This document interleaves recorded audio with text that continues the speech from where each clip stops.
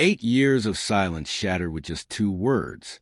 "Poor you," he said, stepping over our mother's grave like it was a crack in the pavement, not the resting place of the woman who gave us everything. He didn't flinch, didn't pause, just strolled past like a man above mourning. "Still alone at 40? He smirked. "I've got the woman, the money, the mansion." He flicked his wrist. A diamond the size of guilt caught the gray sky. Her hand, my ex-fiancée. There they stood, side by side like an oil painting I never asked for. My brother grinning and the woman I once imagined a life with. Her eyes wouldn't meet mine, but his drank in my silence like it was champagne. Celebration. Confirmation. To him, my stillness was proof he had won. I smiled, just slightly. "Have you met my wife yet?" I asked. He laughed, confused. I turned and called her name. She walked over like she belonged, and she did. And in that moment, I saw it, the crack in his smile, the flicker of disbelief in his eyes. Because the woman who now wore my ring, who stood confidently at my side, was his ex, the one he discarded when ambition whispered that love wasn't enough, the one who knew every lie he'd wrapped in charm. Now, she was mine, and his face turned as pale as the lilies on our mother's casket. 8 years ago, I believed in 2 things, the loyalty of blood and the promise of love. I was wrong on both counts. Back then, I had a dream, a vision, a startup just beginning to blossom. I worked nights, built plans, secured funding. I wanted to give her the life she deserved. Bought the ring, booked the rooftop, practiced the words. Told my brother first, because when you believe in family, that's what you do. He smiled. "She's perfect, man."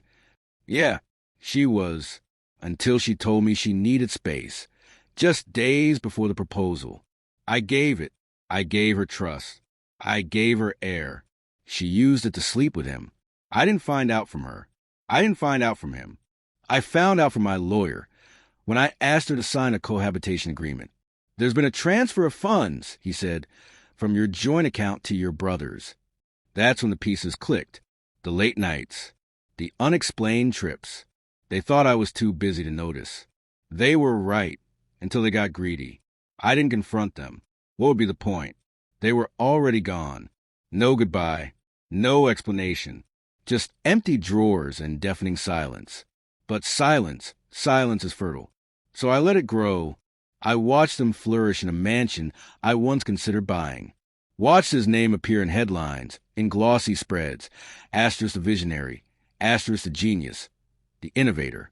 Except it was my pitch deck, my code, my blood. And there she was beside him, holding his arm like a medal, smiling like betrayal was fashionable.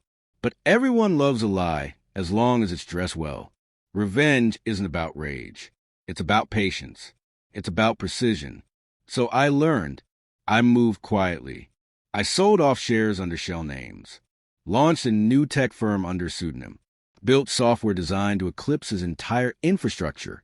He didn't even notice. Too busy giving interviews. Too busy imitating brilliance. Meanwhile, I tracked the cracks in their glass house. She still craved luxury, secret spas, and diamond treatments. He gambled. Often. Lost. They were stitched together with threads they stole from me. Then I met her, his first love. The one before the cameras. The one who didn't fit. His rebranded image. We met at a charity gala. She stood alone, a full glass of red, untouched. "I know who you are," she said. "I know who you were," I replied. We talked. Then we talked again.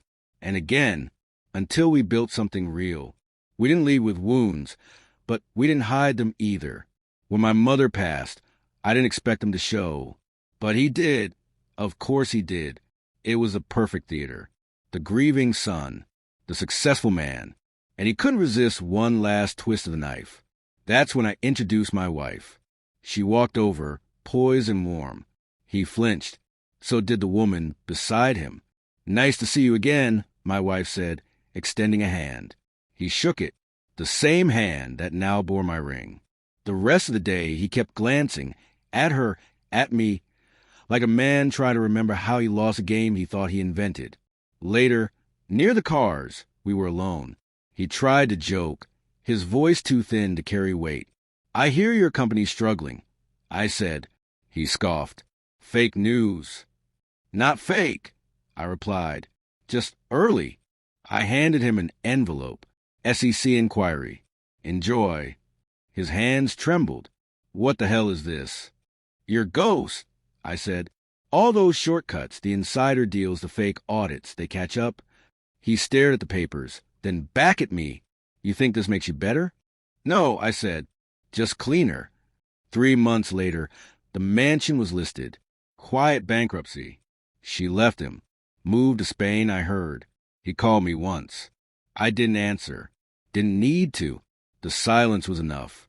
Now, every morning, I wake beside the woman who saw me for who I was, not just what I could offer. We built something out of truth, not theft, not illusion. My brother taught me something. After all, betrayal breaks you, but it also reveals you. And me, I rebuilt. Stronger, quieter, unshakable. And him? He's just a footnote now, in a story he thought he wrote. Some people steal the crown. Others become the king.